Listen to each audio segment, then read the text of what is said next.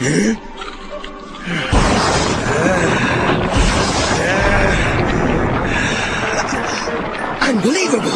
I feel great! Double digit, the swing digit, cork to cork. We're online for the tricking community, for the culture, for everybody that just loves movement and personal growth. And I mean, I just saw on your Instagram that you have done things as a physical therapist. I mean, I just want to first, let me share my screen and make this a journey so that, I mean, everybody will gain from it, obviously, in your knowledge and just experience on the audio. I have no doubt about that. But just for your background, so that where you're from, what you have done before, and where you're currently at, or where you're living at currently. Okay. Let's see. So I was born in Flint, Michigan, and people know that because of the water problem here, but it's a pretty cool town. But I live in Port Huron, Michigan, which is the same hometown as Dom Lewis, Butt Handspring. Everybody knows Dom. Yeah, that viral video. I'll put that in the description for sure, man. Yeah. People need to check that shit out. Yeah, so Dom and I could walk to Dom's house from here right now. But so Dom and I live in the same town, and I knew his brother in school. And so I've known Dom since I was like 14 years old, long before I ever did any flips or anything like that. And so my video's not blocked in your country. Thank God. Neo 7 slows.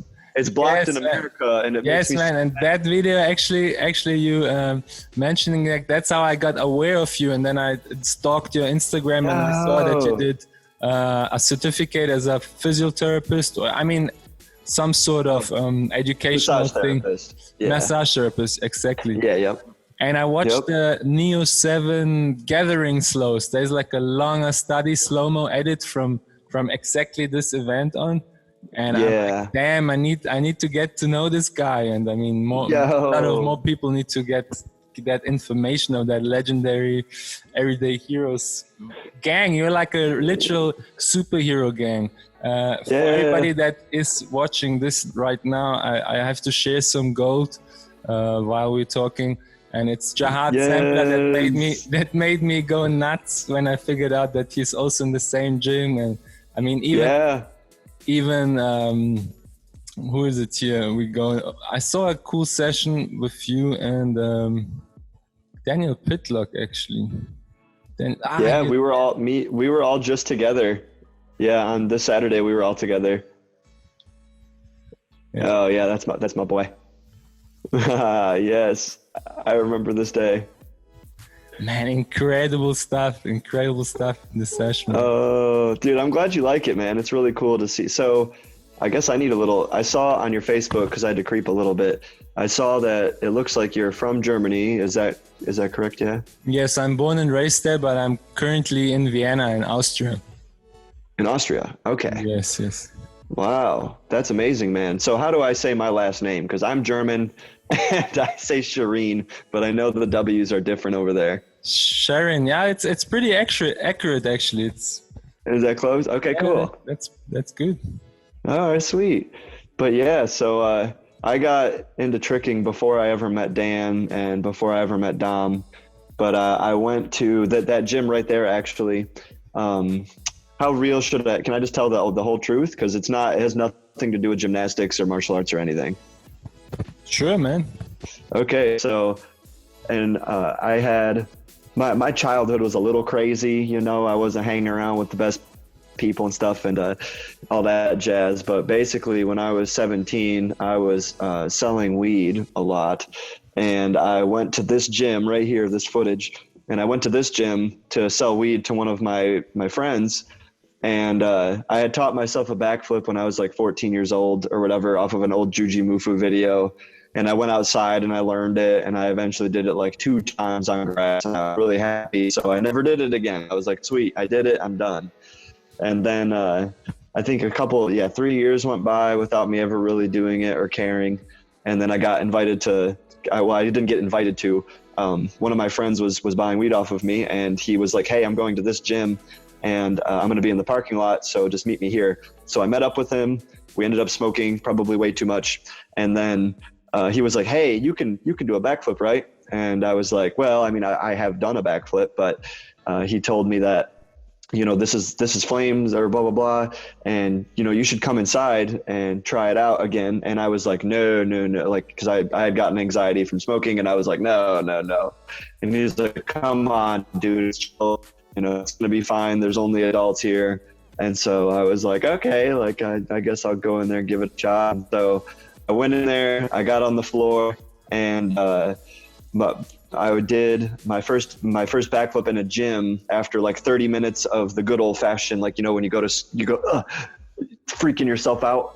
And so I wasn't actually jumping or anything like that. But after a half an hour, I finally committed to doing my backflip in the gym again. And so that felt really good. And so the guy I was with, he was hyping me up. He was like, dude, nice. And so do you know what high jump is? Yeah. And like track. Yes, that's true. You jump over the bar. Which year was that you did the backflip? Sorry, I did my first backflip in 2008, but then I didn't do it again until 2012, like right at the end of 2012. Okay. And so I went into this gym and I did my backflip again, and the guy was hyping me up. He was like, dude, this is cool. So now he's like, I want you to do that same jump that you do for high jump, like that same run. He's like, but instead of jumping over it like a bar and landing on your back, he's like, I want you to jump over it and do the same backflip that you just did, but off of one foot. And it worked. And then like 3 tries later, I did my first gainer, and he got all excited and I got all excited, and he was like, yeah, dude, that's called a gainer. He's like, this is tricking. And I was like, oh, okay. And then this other guy named Gage, who I didn't even end up being good friends with him really, but it got me to do some of my first tricks. But he told me he was like kind of acting a little show offy, I guess. But he was like, all right. But he's like, this is a cork. And he shows me a cork. And I was like, oh, damn, that's pretty crazy. Like, holy crap. And so he shows me a cork, and then he's like, so what you want to do to try this one is you're going to do a gainer just how you did the same run, but you're going to jump up. He's like, you're going to look over your shoulder to find the ground. He's like, do a spin. He's like, try to find the ground again. And so that's the only advice he gave me. And then I tried it, and I landed the very first cork I ever tried. And I have it on footage, and it's somewhere on this YouTube channel. And I also did a B twist my very first session as well, because I taught myself a B kick when I was like maybe 11 without seeing any videos or nothing. I was just in a parking lot, and I really liked the way that it felt to go down and come back up and let my legs bring me in the air. And so, I was doing those my version of a B kick. And then when he showed me how to really do it, like with the spin step and everything, it just made it so much easier. So I went to a gym to sell weed, and I left with a B twist and a cork. And my friend was there named Ian Cutlip.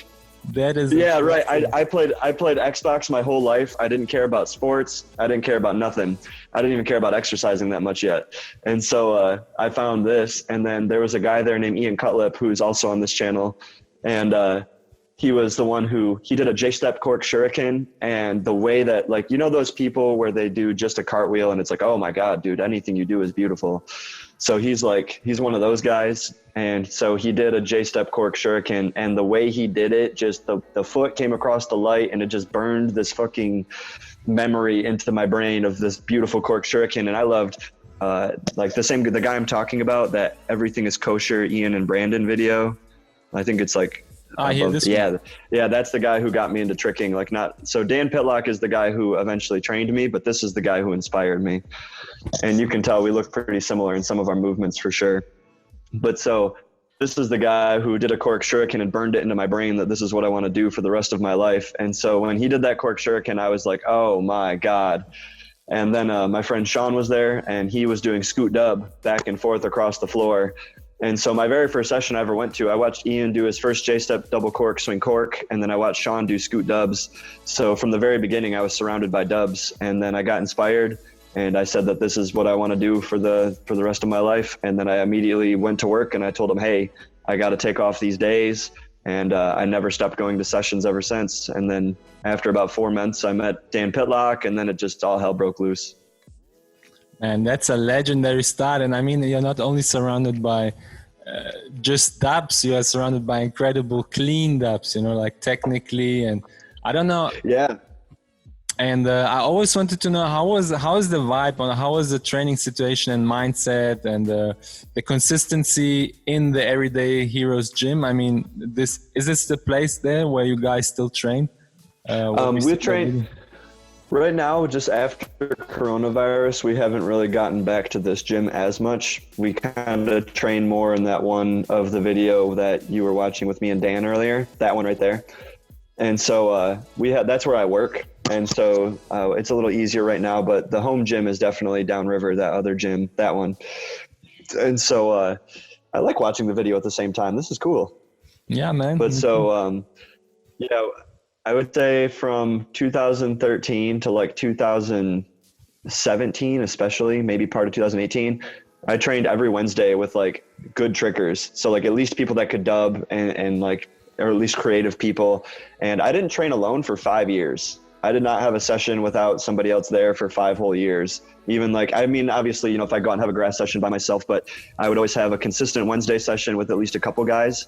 And then on Sunday, we would always go down to this gym downriver and we would train there, and we would have Jahaad, Dan Pitlock, Dom Lewis, Patio Anderson, the world's first 4 double corks, me, and then just like Nate Harris, who is just also a dubber that like can do all crazy shit. So I was surrounded by such crazy energy all the time that I had no choice but to like progress, basically, because of everybody always giving me freaking things that to do and stuff. So I progressed pretty quickly. Like in my first year of tricking, I finished with 14 double cork setups, and I could do cart triple full. I had tried cheat 12. I was just really going. I did dub swing box cutter. I tried dub, and so I would love to act like it was all me, but I had all these friends that just gave me the direction that I needed. And I don't think without that community that I would be the way that I am, because Dan Pitlock is there to keep feeding you ideas. Pot is there to give you intensity, and then Jahaad will train for like 4 hours, man. So it's like whenever you want to quit,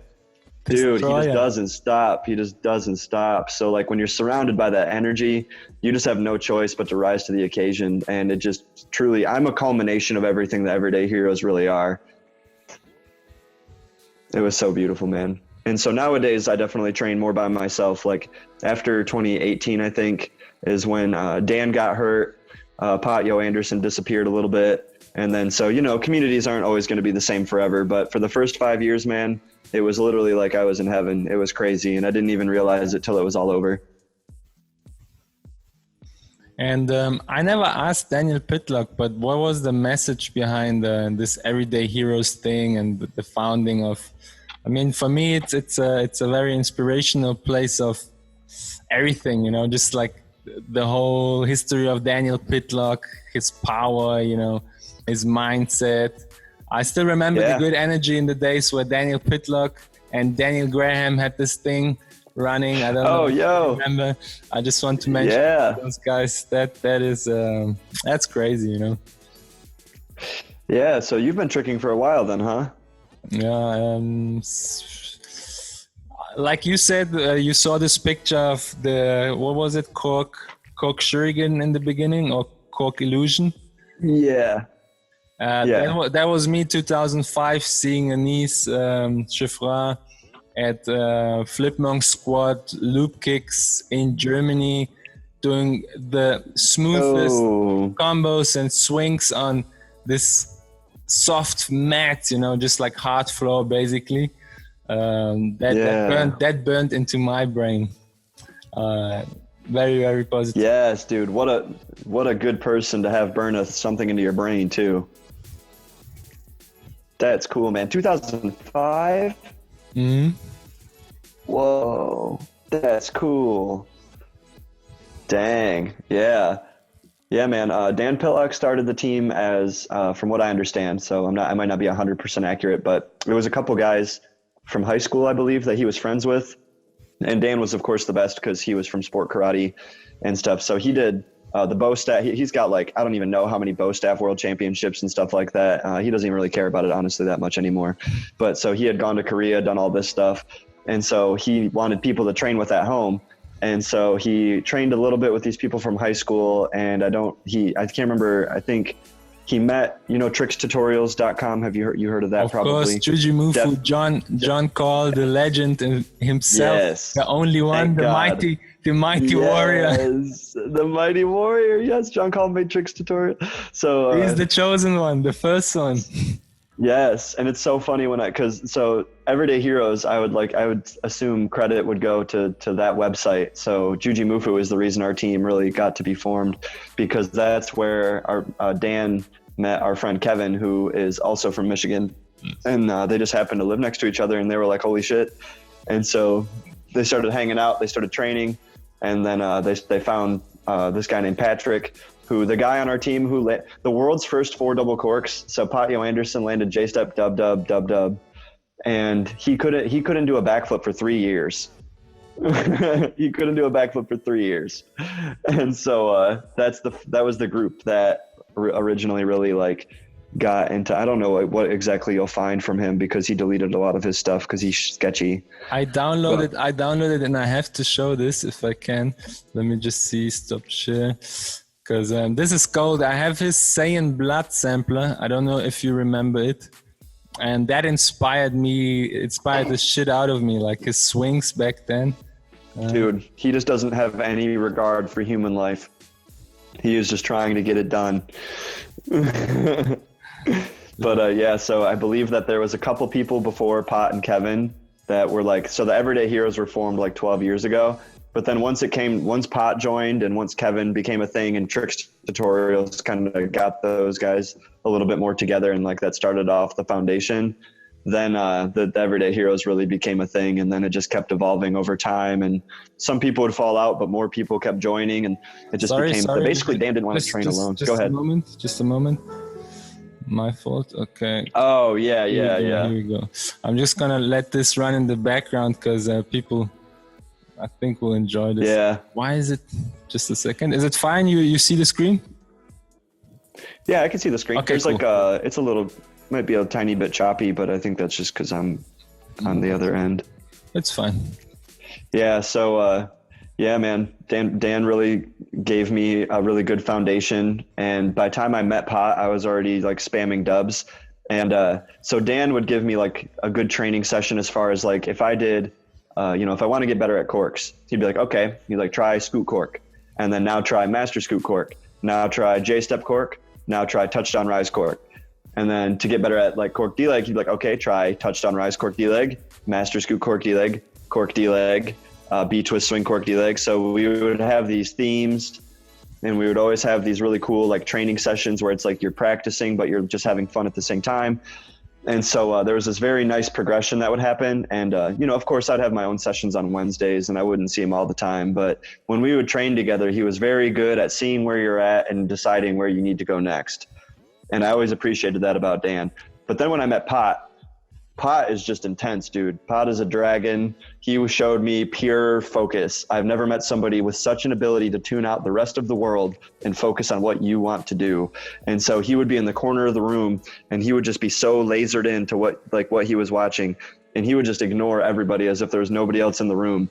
And he would literally scream and freak people the fuck out, but he would land literally everything he ever wanted. And it was just so cool to see. And so between like training with Dan and just getting that like sense of progression and like having fun learning the new things, and then having Mr. Pot there to teach me intensity, it was just seriously messed up, man. Like I'm so blessed to have those people to help start my career off. And man, really, what it's interesting for me, especially now, I mean, not relating to Corona or this whole situation, but how is your schedule of training? Like, what do you do on a weekly basis? Do you have any strict conditioning, or is there something you can share? Yeah, honestly, Dan never taught me shit. He didn't teach me one thing about taking care of my body at all. It was like, neither did Pot. They didn't care. Pot liked to eat candy. He didn't believe in brushing his teeth. So Dan never told me about stretching or exercising, or he didn't even teach me kicks. I learned kicks on my own for the most part. And so we were just about doing dubs, and that's what we are here to do. And so I had to learn over time how to take care of myself because there was just no emphasis on that in our community. And so it was still funny though, like we all got good and you know, everybody did well. But now that I've gotten older, and even though I go to school for massage therapy, so that's what that picture is of me in that blue shirt, but I work in physical therapy. So my job is to help exercise with either athletes or older people, help them get better, work on muscle imbalances, recovering from surgeries, whatever that may be.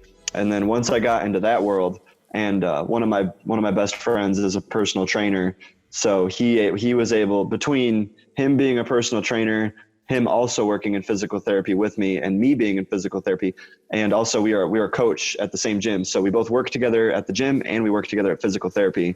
And so over time we started developing physical therapy into our coaching, and then our coaching became into our physical therapy, and we started making this like little self-care routine of like, let's say because my left ankle has been sprained a couple times. And so I developed an entire exercise program around just taking care of that. And then my lower back would hurt, so I developed an entire exercise routine based around that. And so it was originally I would just kind of work out, and I didn't understand why I was doing it. But let's fast forward to nowadays. So right now during coronavirus, dude, I actually got to exercise a lot. It was the best because I didn't have to go to work for 3 months. I could wake up, I could work out for an hour and a half. I could take my time.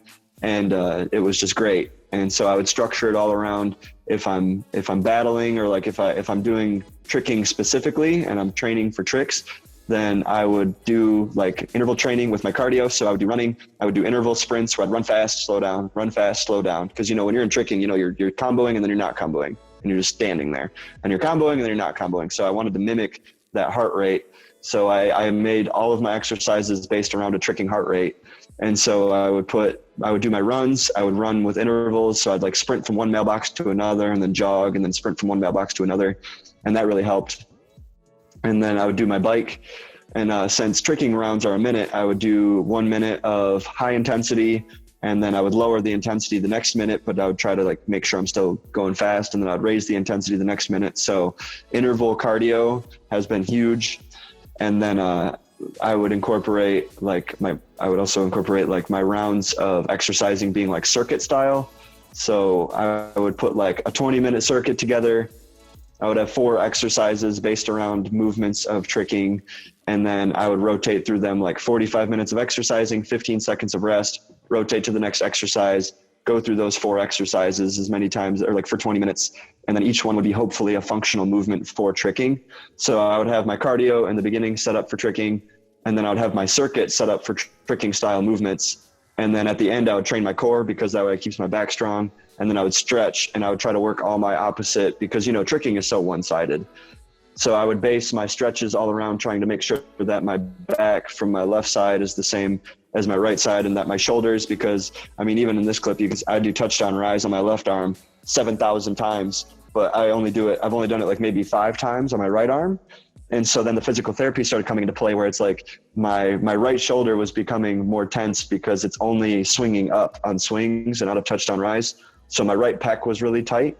And so I started stretching my right pec, and I started balancing out my pecs.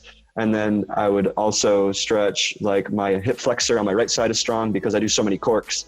So I'm always tightening up that hip on the right side. So then I started stretching that out, and I would strengthen my left one. So basically I would start making all of my exercises the opposite of my tricking to balance me out. So like if I twist to the left, I would do more core work to the right. If I'm more flexible on my left shoulder, then I would stretch my right shoulder. And so I honestly don't do that much like powerlifting style, like deadlifts and like heavy squats and stuff. I'd pretty much just try to stay functional with my movement. So like I would do box jump to like make my my height better. But then when I came down, I would only come down on my left foot, and then I would do another box jump, and then I'd only come down on my right foot, and then I'd do another box jump for like a whole minute. And so I would do box jumps and then come down alternating legs, because in tricking, you're coming down on one foot.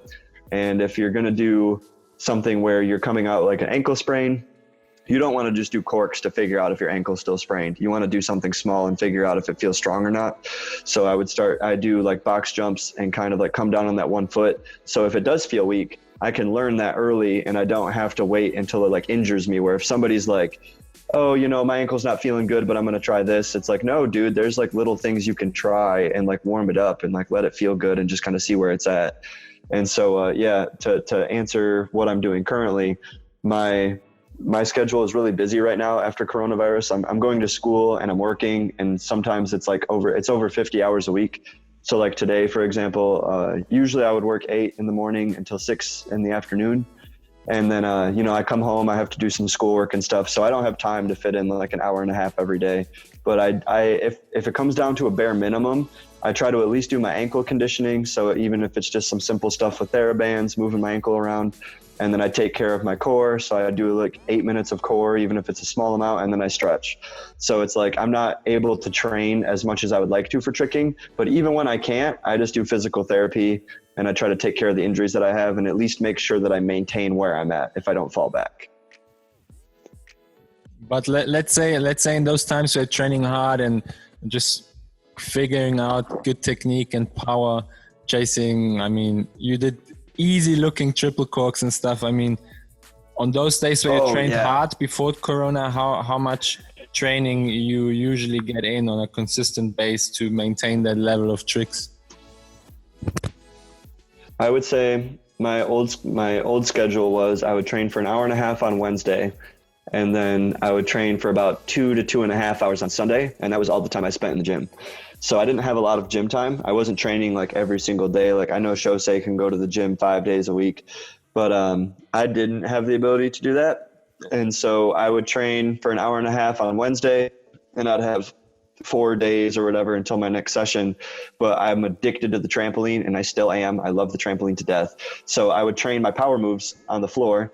So let's say I'm working on like scoot dubs or blah, blah, blah, like back in the day, and I want to get better at scoot full snapu, but I only have 2 session days. I would practice my scoot dubs, get them really good on the floor. But on trampoline, I would trampoline all of the days in between pretty much. So I would go on the trampoline and I'd practice just full snapus over and over because I loved them. And then eventually when I'd go to my Sunday session, my body wouldn't be too tired because trampoline doesn't take as much energy, at least for me, for sure. And so I would have my full energy. So it's like if I train a lot of days in a row, I'm not going to do my hardest skills. But if I train 2 days a week and those 2 sessions are freaking huge, then every session I go into, I felt the strongest I'd ever be. So I would train I would do triple corks on Wednesday, then I'd go home Thursday, Friday, Saturday, do triple corks on the trampoline, and then Sunday I'd go back to the gym and try triple corks again. And because my muscles were so used to doing triple corks from the trampoline, it would literally feel the same.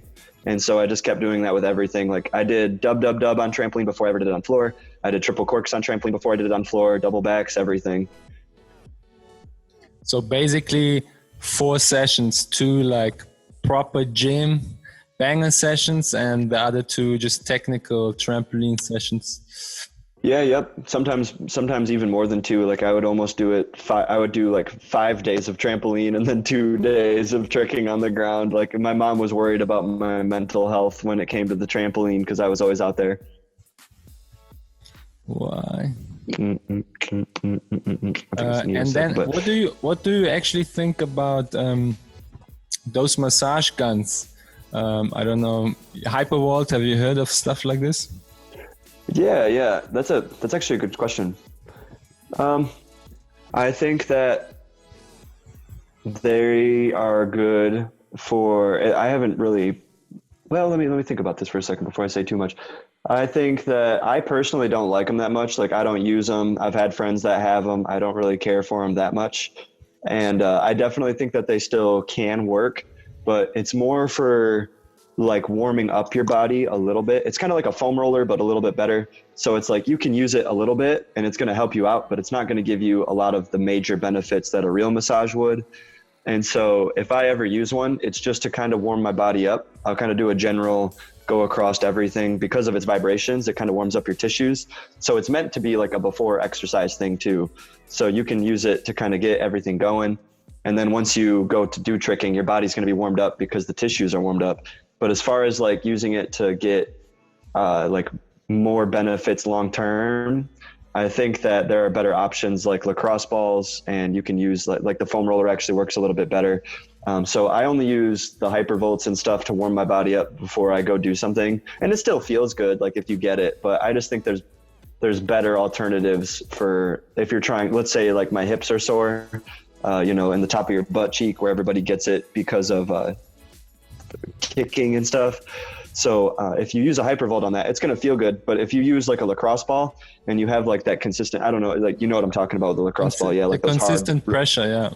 Yeah. Yeah. So I feel like I get more benefit out of that hard, firm, long pressure if I'm trying to actually let a muscle relax compared to just the Hypervolt pushing on me and stuff. So that's just from my own experience though. Some people really love them and they swear by them, but I only use them to warm up and I don't really care about them outside of that. I definitely don't use them up in my shoulder and neck region because it always just shakes my brain a little bit and I don't like that. So yeah, I think they're cool and they're useful, but I mean, I don't own one and I'm not going to purchase one anytime soon. I just have other methods that I like more. Totally understand. I would also say primary, like a toolkit for me would always have helped me. There's this black ball. It's like a foam roller, just, you know, like the BlackRoll, just as a ball. Oh, yeah. And it is amazing for glute medius and all of that stuff. So if you have tight spots, exactly. Yes.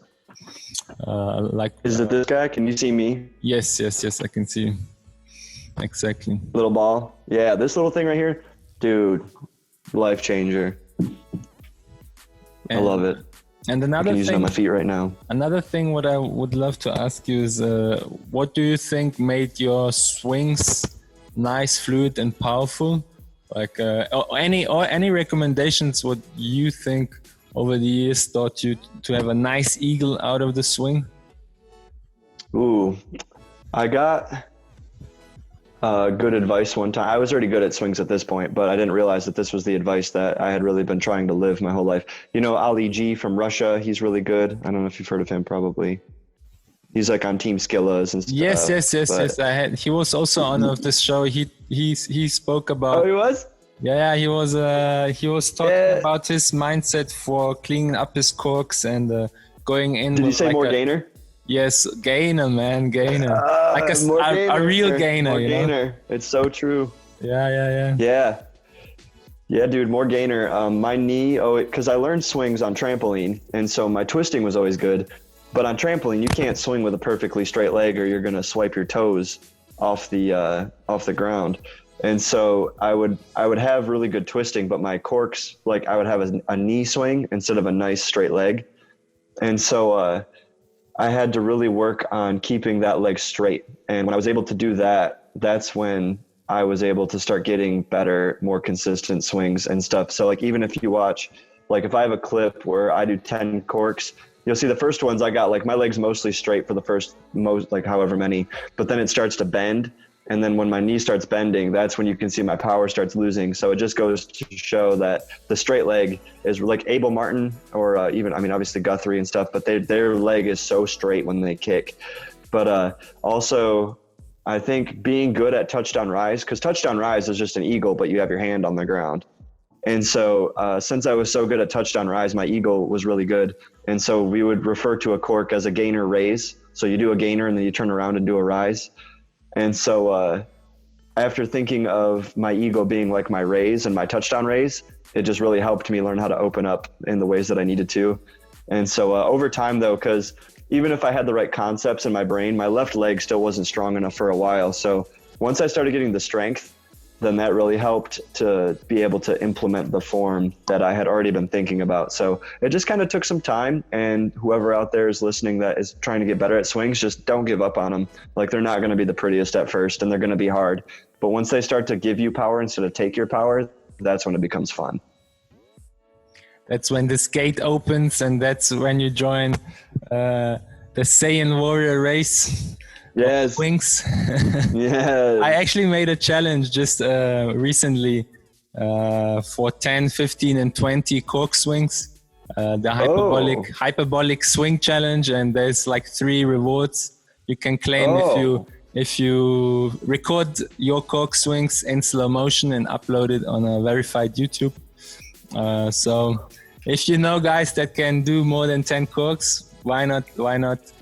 Spread the love. I got friends. Spread the power. Of course, you guys are the everyday heroes.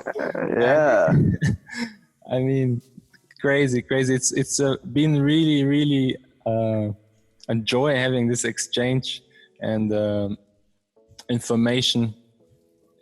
Oh yeah, man, this is really cool. I'm glad to share it too, and it's cool to meet people that care because we've been a little more low key the past couple of years just because of people either getting injured or just like I'm going to school and I'm working 40 hours. I'm not going to be able to train the same I was in like 2016, but to know people that know of the Everyday Heroes and that know what it really was about and that want to hear about it, it just makes me so happy to see, and I just can't wait to share more with whoever ends up listening and stuff too, because Dan Pitlock was a huge part of the community. He's the first cheat 12, the first double A twist variations and stuff, the first Cali roll.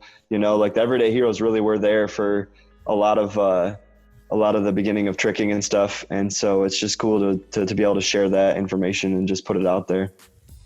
You just telling that makes me think of a thing I want to ask is if you are able to share or some sort of ankle mobility routines or record them, that would be amazing, if you do something like this.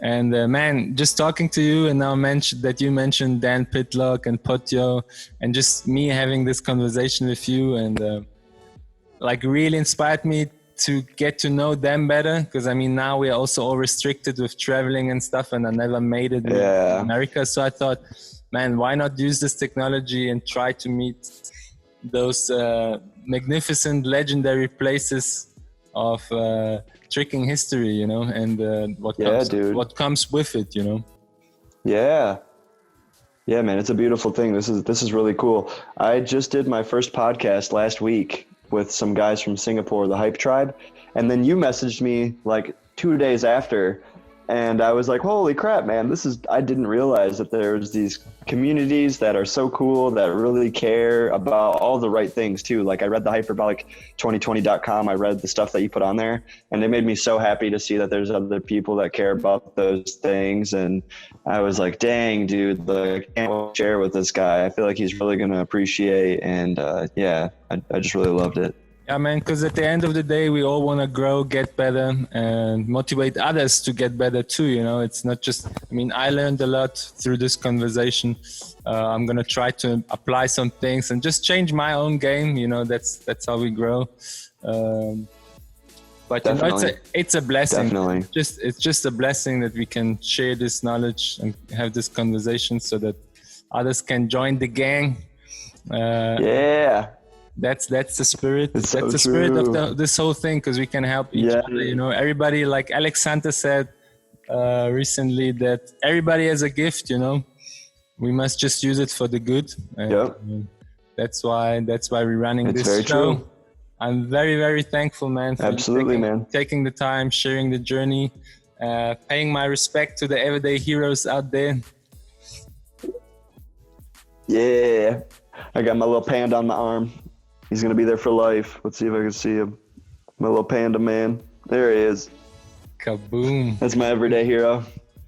Man, I need to meet, still for me on the list, I would love to meet Daniel Pitlock and maybe Potio and travel to It's Just a Wish. Maybe I can meet you guys in real life. That would be awesome someday. That would be so cool, man. It would be a blessing. That would be so cool. Yeah. Let's stay in touch. I thank you really for the time. I'm gonna hit some chilled green Mary Jane now. Oh, dude, same. Heck yeah! I'm glad we're about this. Let's go. And, and watch Dragon Ball Tournament of Power. I'm just showing my friend. I wanna show you. You can see the. Oh, yo. Yo, we would definitely we would be hanging out right now if I was in your city. The NTBS Tricker House. There was I think we had an inside that was right before my house. The spring floor in the room. Yeah. I came from those people, but I wasn't tricking in time to see the house. It's only 3 hours away from me though. Man, that's must be on a bucket list for every tricker actually. The birth of the NTBS. Yeah, it's a beautiful thing. Even one of my good friends that I hang out with around here a lot, his name is Eric. He's from the Tricker House. You know, Pot was from the Tricker House. Dan Pitlock was from the Tricker House. I'm very good friends with Ninjon. I'm very good friends with Alex Hunter. I'm good friends with Kyle Skelly, Scott Skelton. Like, I got to really be involved with a lot of the people that were a part of the Tricker House, and I feel like their energy just poured into me, and it just makes me feel so blessed. And that's one of the reasons I feel I have to share it too, because, you know, Dan only trains with like me and a few other people, and he doesn't go to events anymore. Patio Anderson isn't really around. And so like when these guys are like, you know, Ninjon just kind of shows up to Neo every once in a while, but he's not like in the community like that anymore. So the fact that I got to share these experiences with these people that really revolutionized tricking and made it what it is today is the reason that I want to share what I have, because it's like not everybody gets those experiences the way that I have, and to have this gift and to hold on to those experiences and just not share them almost feels selfish. I'm like, dude, I got such a cool story with tricking that I feel like I just have to share it, and I want to try to inspire and just get people to get out there and love what they do so much, man. I just wanted to say, let's see what we can do in the future together, so more people can benefit from this, and how we can grow the community and get more people engaged. That would be awesome, because I think this is very, very good information. The next one, hopefully on soon on this show. I don't know if you know Ben Cowie from France. Oh yeah. Oh, dude, hell yeah. He's so cool, man. You're going to have a good time. Yeah, man. Yeah. Yes. I'm going to watch that one. I want to watch that one. Because his spirit and mindset, like you said, for you, Dan Pitlock, Potio, then the power sessions with Jahaad, and all that was a blessing that shaped you. So for me, also meeting actually Ben Cowie in Cape Town was a total blessing and gratitude. So, like, dude, to do stuff like this is amazing. And let's keep it hyperbolic in health and wealth. Like I say, man, we must grow. Yes. And that being said, man, good night. Sleep tight.